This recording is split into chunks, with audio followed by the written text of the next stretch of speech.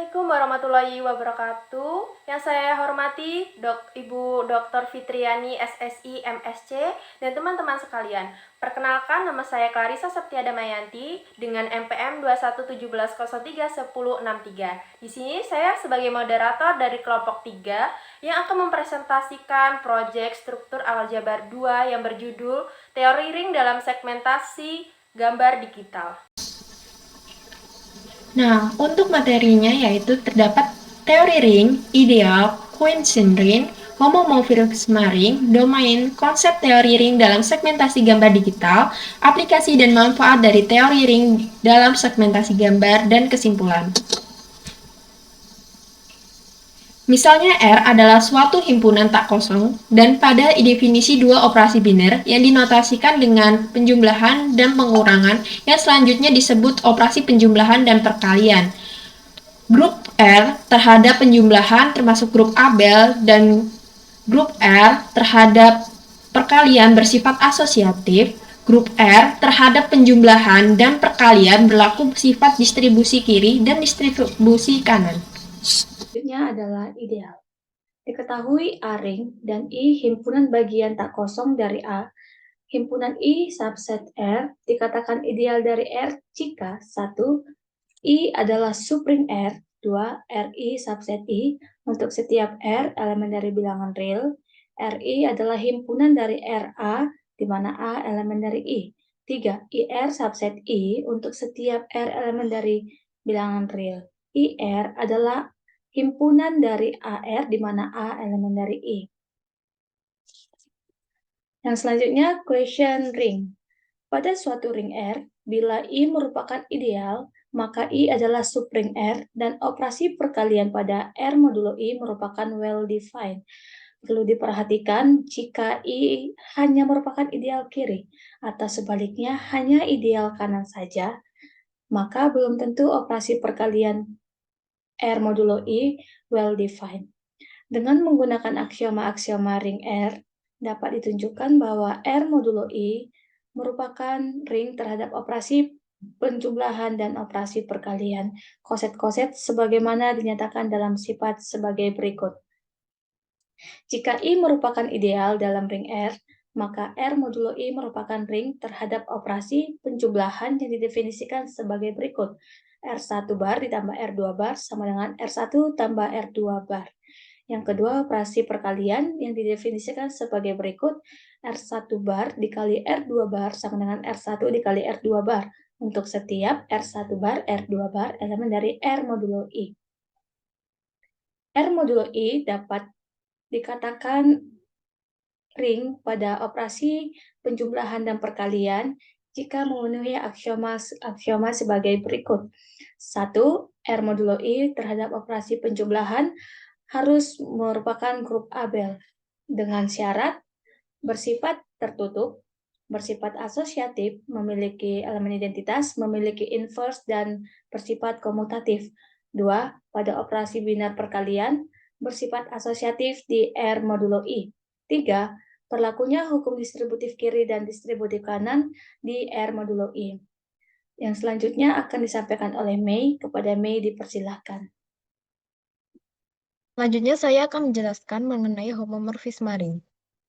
Diketahui FA menuju B dikatakan homomorfisme ring dengan peta FA dengan syarat yang pertama jika A komutatif maka FA komutatif. Yang kedua, jika A mempunyai elemen satuan 1 dan F1 tidak sama dengan 0, maka satuan untuk FA.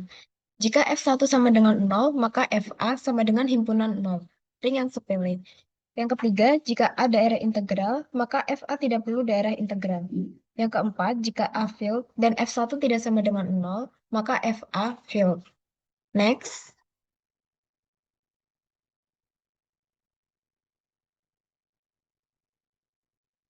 Selanjutnya adalah domains. Ring AN adalah ruang jika itu komutatif dan untuk X, Y elemen A, XY sama dengan 0, dengan X sama dengan 0, atau Y sama dengan 0. Jika XY sama dengan 0 tanpa X sama dengan 0 atau Y sama dengan 0, maka X dan Y disebut pembagi 0. Materi selanjutnya akan dijelaskan oleh Fatan Al-Hindami. Kepada Fatan dipersilakan. Selanjutnya adalah konsep teori ring dalam segmentasi gambar digital.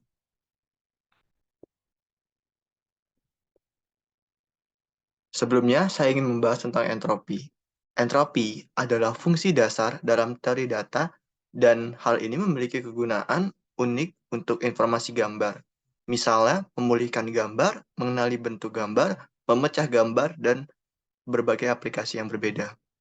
Penggabungan dari teori ring untuk pemeriksaan spasial adalah dicapai dengan mempertimbangkan gambar sebagai kisi, di mana komponen memiliki tempat dengan ring siklik.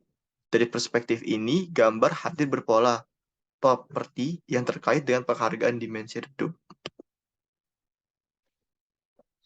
Lalu, mengapa sih kita menggunakan teori ring? Alasannya adalah teori ring telah dimanfaatkan dengan baik dalam kriptografi dan banyak tugas tujuan PC lainnya.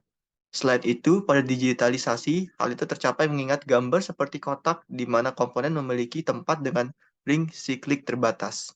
Selanjutnya akan dijelaskan oleh Rani. Kepada Rani dipersilahkan.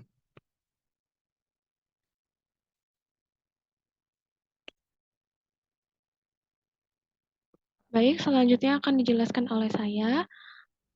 How it works. Teori ring untuk algoritma iteratif pergeseran rata-rata digunakan dengan mengkarakterisasi gambar dalam sebuah ring. Sebuah eksekusi besar dari algoritma ini tercapai.